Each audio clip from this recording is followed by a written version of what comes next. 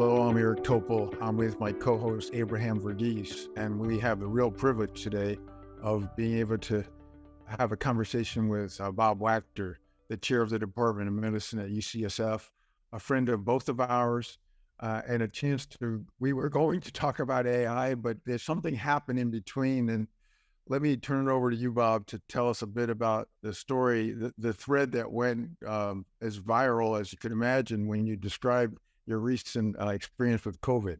Yeah, Eric, I was just trying to see if anybody was still on Twitter, and I guess the answer is yes.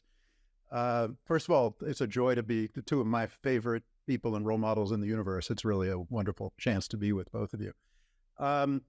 So I'm 3.5 years into this. I've been a Novid, and which I thought was a combination of vaccination, being fairly careful, and dumb luck, and had a feeling at some point the gig would be up.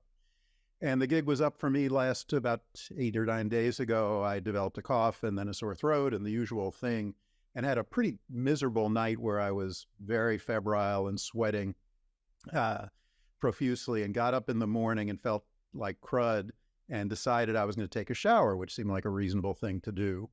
And the next thing I knew, I woke up on the floor of my bathroom in a puddle of blood. Looked at the garbage can next to the toilet, and it had a head-shaped impression in it, where obviously my head had struck. And luckily, my future son-in-law is an intern in medicine in my program, and called him up and said, Joe, I think I probably need to go to the hospital. I thought I just needed stitches. And it turned out it was, a significant amount of head trauma. And by the time it was done, I had a subdural, I had a C3 vertebral fracture, luckily non-displaced, needed about 30 stitches, and of course had this diagnosis of syncope, which I think was vasovagal. And as I've told many friends, only I could figure out a way of finally having COVID and having it be problem number 5 on my ER problem list. Yeah, Bob, I'm so glad that you got away with, as little trauma as you did. It could have been a lot worse. I must say, it was taken again with your optimism. Katie, your wife, tweeted that your first remark to her was, "Don't tell the dog," which I thought is so typical of you.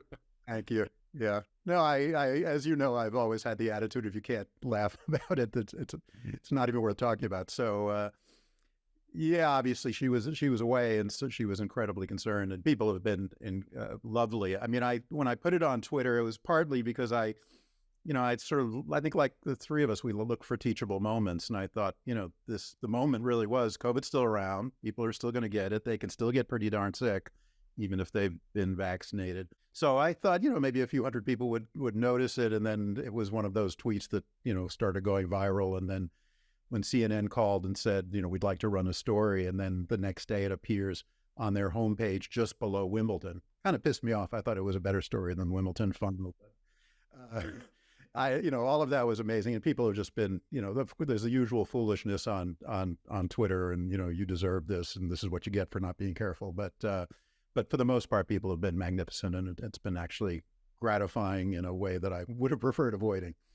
Well, it's striking. Abraham and I get to see you during this interview. Not many of the people listening or reading the transcript won't, but you're healing quickly, and it's gratifying not only to see your optimism, your ability to joke, and your willingness to share, as you say, an extraordinary teachable moment, because at the same time, yesterday, on the New York Times, David Leonhardt is publishing "The Pandemic is Really Over."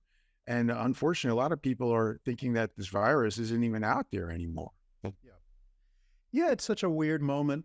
I think as following you for years, Eric, and, incredibly grateful for the education you've done of all of us. At some level, David's article I thought was good. I mean, the statistics are the statistics. The death rates are no longer, different than the usual death rate of this time of year. And so that is a remarkable achievement, and says something about the state of the pandemic and the state of immunity, either from vaccines or from infection, or both.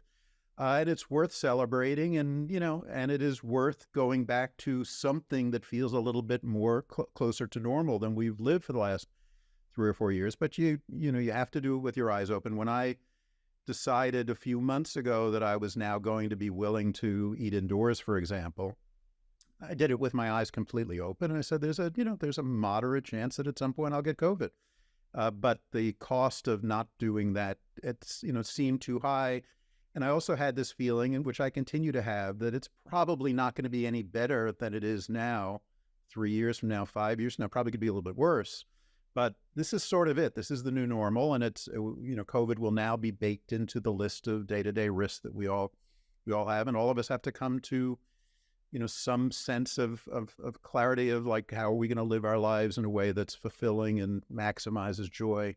And for me, I decided to be a little less careful. I still have been masking on airplanes, but knowing that at some point I was probably going to get it. I didn't think I'd get it quite like this, but it just shows, it can do bad things to people. Even, not the springest chicken anymore, but I'm not that old and really don't have any significant medical comorbidities, and it still nearly killed me. Talking about airplanes, Bob, I, as you guys know, I've been on a book tour for about 10 weeks now, and I began masking the whole time, on planes, and being very careful about social distancing. And just gradually, it just wore me down. I was the only one doing it, and I began to just stop, and I completely forgot about it. I think I've been incredibly lucky to still be in COVID. Yeah, I wanted to get back to your important point, which I agree with, about the progress we made on reducing fatality from COVID. There's no question, even if you look at excess mortality, as you alluded to. I think the issue, of course, is for us novids, as you were very recently, we're highly susceptible, no matter how many shots and boosters, because this virus is insatiable for finding new hosts, and particularly those who've never been exposed to the full virus. So there's the chance of staying COVID over more time, of course, is going to be less. And the other thing, a footnote, I wonder how many people, have a problem like you had who never even get tested, because testing now has gone down to really low levels. Yeah. No, I think it's a really good point. I was on clinical service, so I was particularly attuned to testing because obviously I didn't want to bring the virus into the hospital. And my first test, the morning when I woke up and had felt really crummy for at least 12 to close to 24 hours, my first rapid test was negative. There was no question I was viremic, and I felt the full crud. So the test isn't perfect. My next test 6 hours later in the ER was floridly positive. So it was right at the moment it was turning. But yeah, I mean, in the same way people forget about tests, forget about masks and throw caution to the wind. Once they've run out of their home tests, are they going to go to Walgreens and spend $30 to buy some more? I'm guessing they're not. And so increasingly, this is just going to be folded into just the set of respiratory viruses that people are going to have. And, it'll spread as it spreads. But I do think the job of staying a novid forever is going to become hard. That's going to be tougher and tougher to pull off unless you're being super careful, probably forever, which is a hard thing to do. Both Abraham and I in this Medicine and Machine podcast have been trying to really get into what leaders in medicine and in computer science think about AI.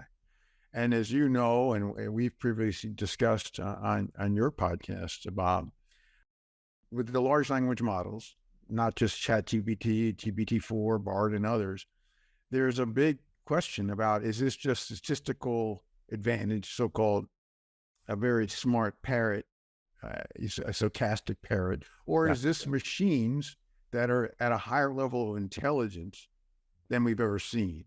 And so maybe we can start off, what do you think about this? Well, I struggle with it, and I think you probably need to bring on some philosophers to answer that question.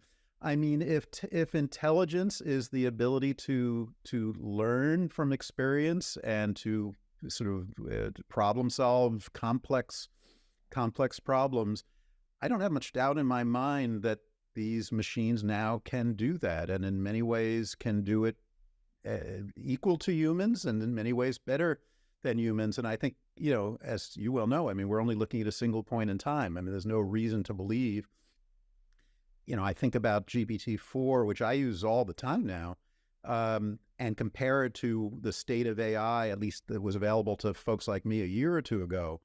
I guess there's no good reason to believe that 2 years from now it won't be that much better.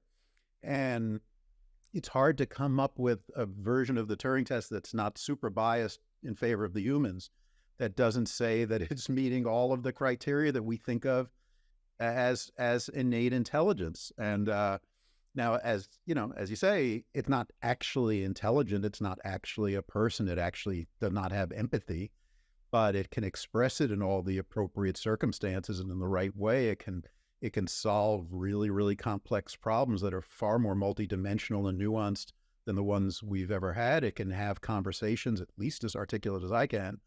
And so, I think at some point we have to say, if that's not intelligence, what does that word mean? And also recognize we're all kind of rooting for the humans because, that's our team. But that can give us a bias that leads us to wrong answers. I think talking about bias, it strikes me that we've been sitting on all this data with patients going back many years for some patients. And yet, even though it's digital, I don't think we've ever systematically tried to sort of digest that. And now we're at this point where AI can do that for a patient, for all patients, for your institution. And it would seem to me necessary that we cross this threshold and quickly find out what we can learn. How do you see that? I completely agree with that. And I also, even if you're just saying, how do we support the physicians and other clinicians trying to do their work, the work has become impossible because of the amount of data that you're both collecting and you're kind of responsible for looking at and analyzing. And, I've got 1,000 doctors that work in my department, and a lot of them are pretty grumpy. And part of the grumpiness is just the amount of sifting they have to do through records, the amount of time they have to spend doing documentation, the amount of time they have to spend answering email messages from electronic inbox messages from patients that could at least theoretically either be answered by or triaged by an intelligent automated system. And so, yeah, I think we have an obligation to figure out how to use these technologies in ways that help us do what we're here to do. I mean, we're here to make care better and safer and more equitable and more accessible and less expensive. And there's not that much doubt in my mind that the technologies will help us do that. One of the things I have been struck with, and Eric and I have debated this over the years, I think if you look at the last 10 years of digital transformation in healthcare, you would say that the dominant theme is unanticipated consequences. The dominant theme is that it's harder than it looks, that even when the technologies look like they're going to just be massive problem solvers, the interface between the technologies and the systems and the politics and the money and the sociology and the culture is really tricky. And so I don't see any reason why this won't be even trickier, because in some ways it brings up more ethical questions than the electronic health record did. But I think we have an obligation to get it right. I'll make one more comment about this. Part of getting it right is if we looked at Stanford or we looked at UCSF or we looked at Scripes today, I'll just tell you in UCSF, we have 20 or 30 people that work for our health system whose job it is to take our data, analyze it using the best tools they can find, to deliver clinical and business intelligence to people like me trying to take care of patients like us. My older son, as you know, Abraham, works for an organization, and he does this. He analyzes their data. They also have 20 or 30 people that do that for a living. His organization is called the Atlanta Braves. And he has 20 or 30 people in his baseball analytics department, but the Atlanta Braves have a total of 400 employees. We have 20 or 30 people at UCSF, and we have 30,000 employees. So the resources that we have put into taking our data and taking these technologies and using it to get better at what we do are really it's an inadequate investment. Now that will become easier as the tools get better, but we're still going to have to kind of understand that it's going to take an institutional, investment to figure out how you leverage these tools to actually improve care. Well, I think you're making an essential point, and it's also flanking that with the fact that the health sector has been the greatest expansion in jobs in the U.S. and most industrialized countries, and its growth is unchecked, and it's basically overridden retail, manufacturing. I mean, you name it, right? And so, if you're going to get the appropriate level of support for IT and AI integration, if that there's not room at this point with the growth of people, not just frontline, but all these people in the administrative management aspects. So, but that gets me to, there's many different proposed applications of large language models in AI in healthcare. The first, that one that you've touched on, is diminishing the documentation burden, the administrative aspects. And I don't know if UCSF is doing any pilots with some of the companies that are launching ambient voice conversation of clinic visits into notes and all the other things that come from notes. That one seems to be potentially near term, at least compared to some of the others that you aptly point out are challenging. What do you think about that prospect? Yeah, I think I have a little pride of ownership when it comes to Scribes, because the first article that brought Scribes to national attention was written by my wife, who writes for the New York Times. And it happened because I came home and I said, honey, you know how every other organization, every other industry computerizes and immediately starts laying people off? Only in healthcare could we figure out a way of computerizing. And now we have to hire a person to come into the exam room to feed the computer. And she said, oh, that's a pretty good story. So what I said to people from the beginning is the need for Scribes is tremendous, because you do not want your most expensive employee acting as a data entry clerk. But I wouldn't invest in a scribe company, because that's always seemed to me to be a tractable problem, that a human scribe pre-med student for $30 an hour, at some point, if you collected enough data, that should be something you can automate. And I think you're right. I think I've looked at a bunch of the programs, Nuance and Augmetics and others, and they clearly have mastered the basic visit. When I go to see my neurosurgeon in a week for kind of a stereotypical visit for a neck fracture, that could be done easily. A little tougher for an internal medicine visit where there are 8 different problems that are kind of woven together. But it does feel like if we haven't mastered it this year, it'll be in the next year or two. And I think that will be the dominant, this will become sort of a normal thing. You go in to see your doctor, have a conversation, there's some little Alexa-like device sitting on the table, and the note just appears. And I think it will be a great time saver, and will just be the start of the automation of the process, because it really isn't very much of a leap from it creating your note to then it suggesting differential diagnoses, and maybe even suggesting the right tests and all that sort of stuff, which, I guess I've been struck in clinical digital transformation by how extraordinarily little clinical decision support we get from our digital tools. And it's partly what pisses doctors off so much. We spend so much time feeding the computer and get so little useful intelligence out of it. But I think the digital scribes are sort of the lowest hanging fruit of what will ultimately be a huge amount of decision support for both clinicians and for patients and families. One of my, questions is, what's going to happen to medical education? We're already seeing sort of a inversion of how we teach students from the way you and I learned, where, the student would go to the ER and interview the patient and gather the data and do their physical. And now they arrive in the ER and everything's already been done.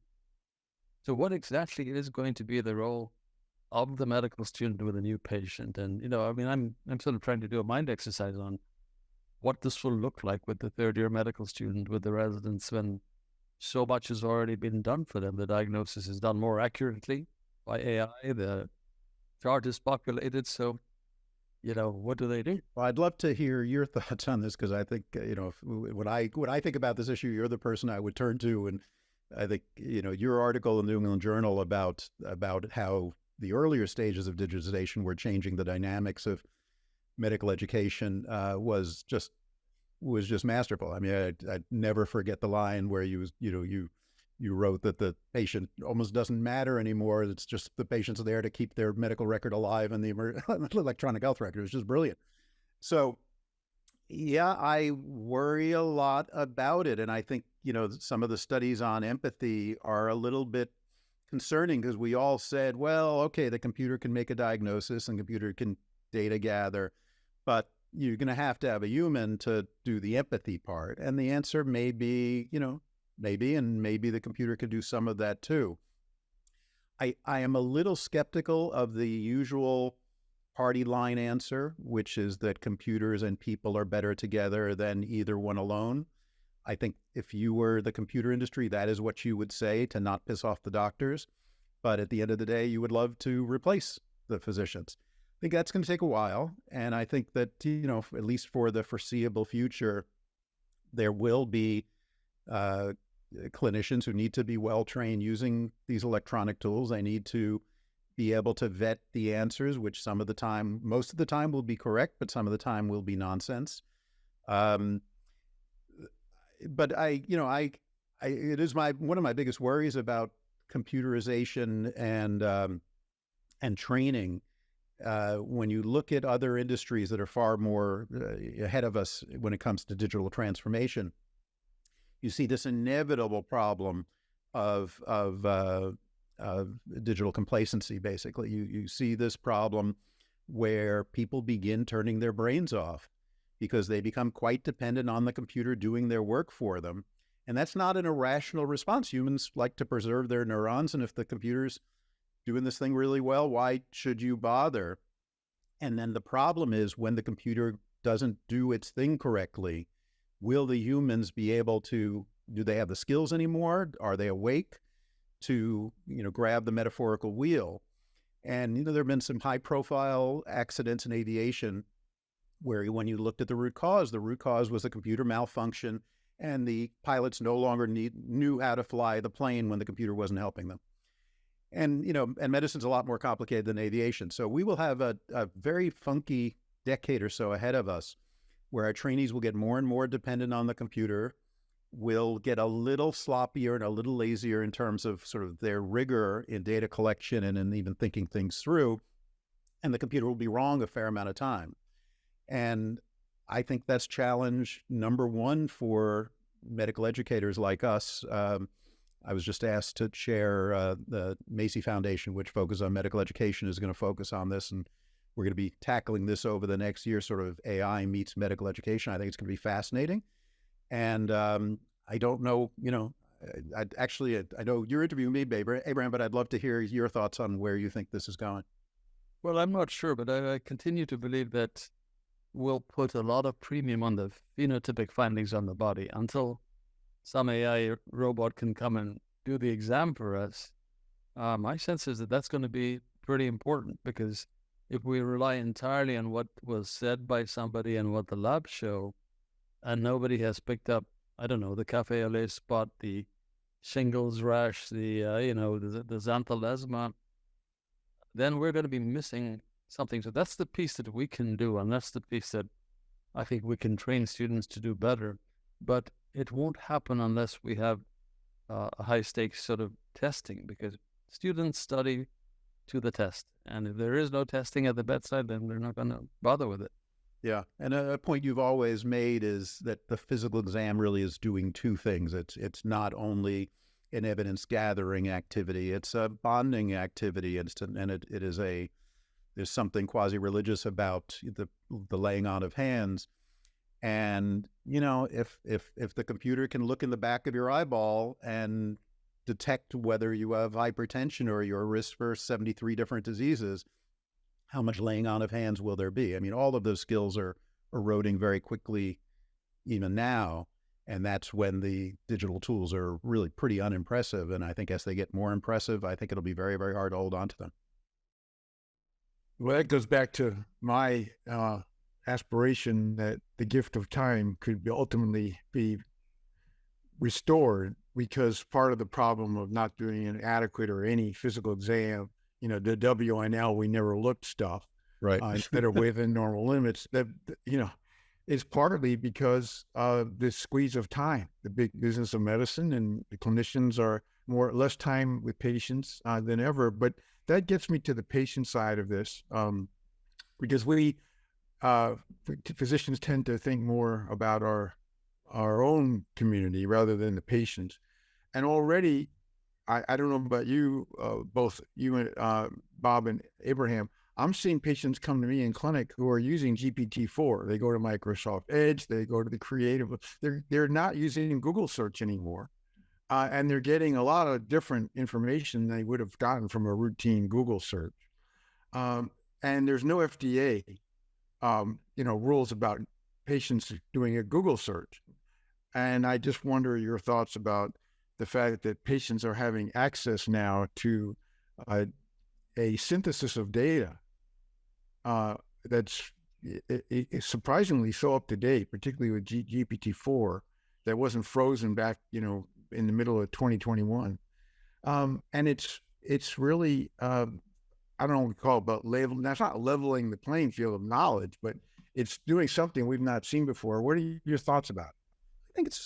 I think it's net pretty exciting. I mean, I have always believed that democratizing care is a good thing, and you, Eric, have been a real leader in making that point and making the point that technology can facilitate that. Where democratizing care gets scary is when you've democratized it, but people don't have the tools to actually get accurate information. And so they are trying to be their own doctor, but they're dealing with BS and misinformation and all that. So if we could guarantee that the output they get in GPT-4 is going to be accurate and a reasonable synthesis of the literature, and make clear that this thing you can handle yourself, but this other thing you actually need to see a credentialed professional, I think that makes the world a better place. I think it improves access to care. I think it makes patients more informed.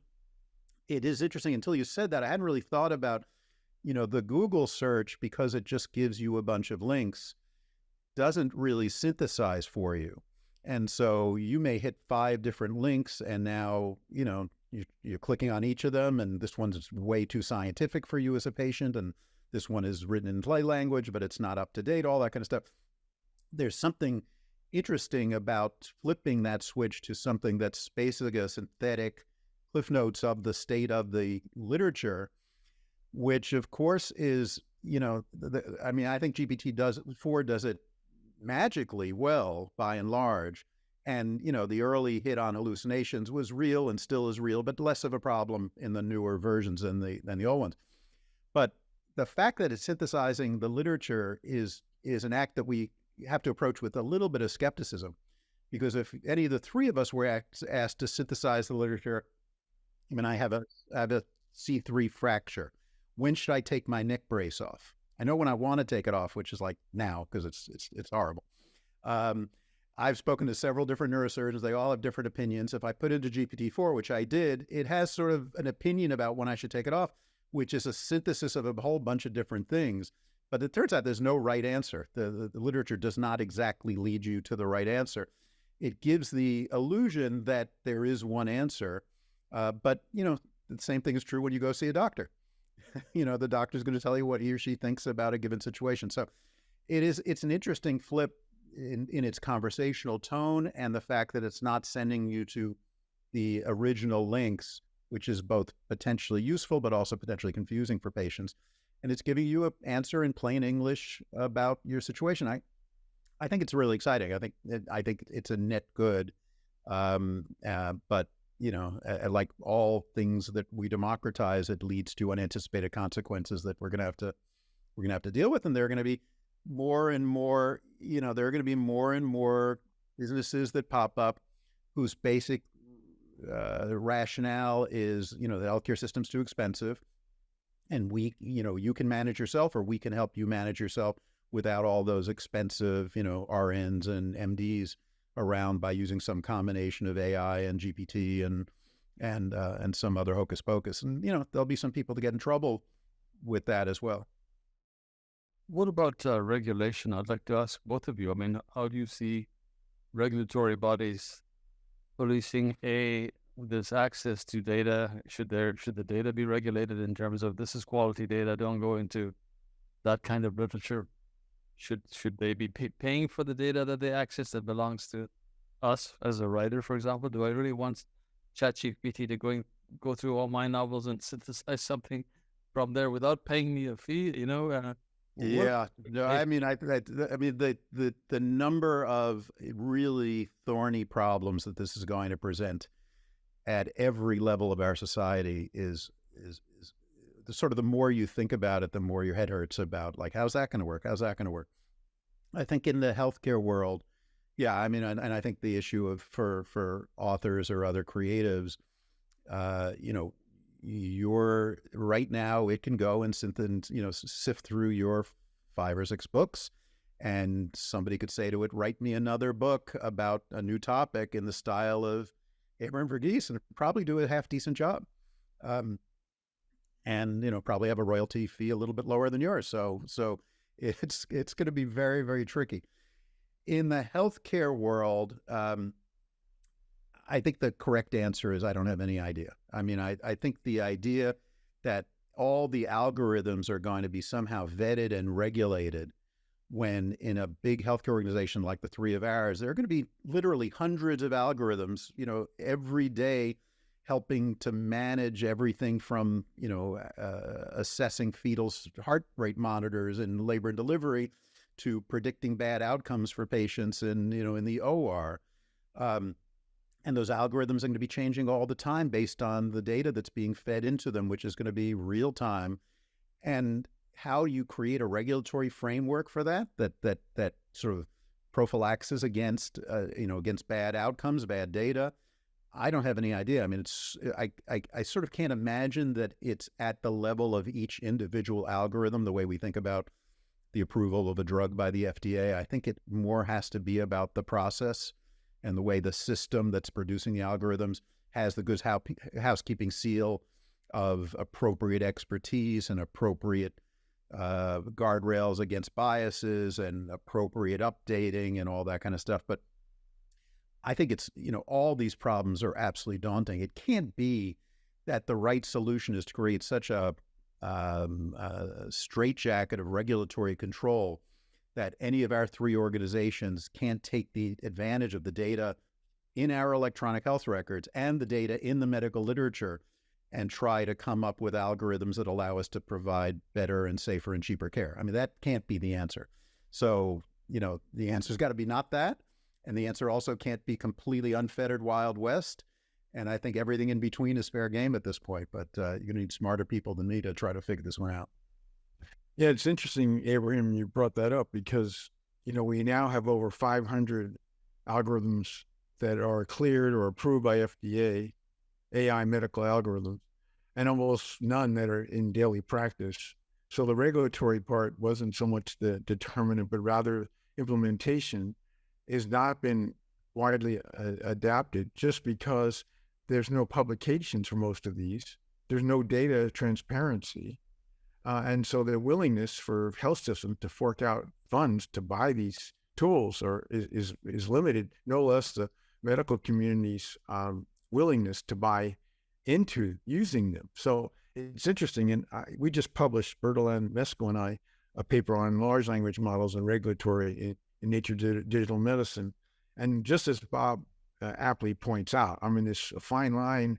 You have to catch the right medium balance between stifling the progress and not letting this go into jungleoid activity. So, but perhaps beyond regulatory, it's really the lack of transparency, which is a serious issue, which, these companies that are doing these algorithms are rarely publishing their data, and their algorithms are typically proprietary. They don't even want to let anyone know what's the secret sauce. So there's some issues that, as I think, Bob has reinforced over many years, the digital transformation has lots of bumps in the road here, and that's just another one of them.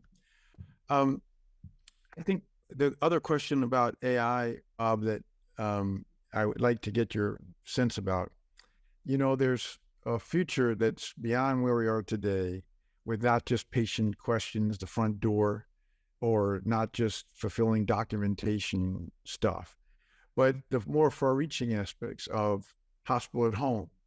That is, we have multimodal data on any given person why have them in a hospital? I mean, that's your frontier, the hospitalist. But not talking about ICU, but the regular hospital rooms. Could you see randomized trials that are conducted with the appropriate sensors and all the other data fields, whereby patients will be safer, less expensively handled, managed, treated in their home bedroom rather than the regular hospital room? What do you think about that? Easily. I mean, I actually don't think you need more randomized trials. For hospital at home, I have always contended that what you need is, if you walk into the ER at any of our 3 hospitals today, and there's a patient sitting there who let's say looks like me last week, and you feel like the patient could be cared for just as easily at home versus 10 floors up. And to get that patient home, you have to make one phone call, admit to hospital home, the same phone call that you make to say admit to 12 long. I think then it would take off. But today, you can't make that one phone call. It's going to be the nursing, the physical therapist, the home IV, the oxygen, the logistics. How are we getting an X-ray? How are we going to get a blood draw? And the only way that was going to happen was if companies emerged to basically do supply chain to support hospital to home, and no company's going to emerge because there's no business there. So you had this sort of circular problem that until the regulatory environment got more favorable, the payment environment got more favorable, and also enough hospitals closed so that the remaining hospitals are running 100% full and really have an incentive not to admit the patient. So the economics and the regulatory environment had to be such that then a venture capital invests in this, these companies emerge. It's sort of happening now.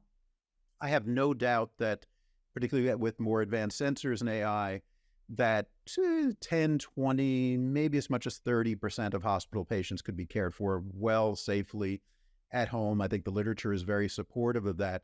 But it's a fragile ecosystem because even in the regulatory environment, there were some concessions toward it during COVID, and Medicare has just said, all right, we're not going to re-erect the barriers, but we'll only give 2 more years and we'll take another look. So that it's a little bit too uncertain for the entire ecosystem to come around and develop the infrastructure that I think is necessary for it.